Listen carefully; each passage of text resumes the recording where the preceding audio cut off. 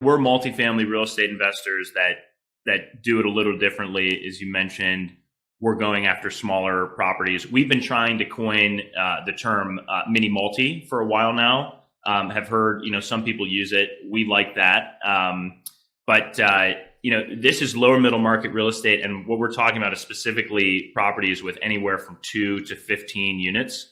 And so these are really the smallest, sort of apartment buildings out there. And, this is the part of the market that is, what we always call is too big for flippers, too small for developers.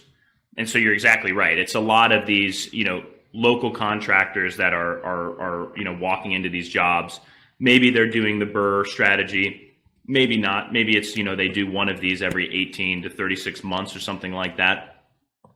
But we do have larger scale competitors, but for the most part, it's local and mom and pop groups that aren't as sophisticated or well capitalized to do what we're doing at scale. And so our business is all about scalability, processes, and making sure that we do every piece of this very headache-ridden process of buying a multifamily property right, and that we can continue to keep doing it right each and every time, no matter how many properties we buy, and no matter how frequently we buy a new property. Like right now, we're at anywhere from 15 to 20 units per month that we close on, and so there's a lot of due diligence. And so as a part of that, we've really sort of dissected what a property is. What are the most important pieces of it?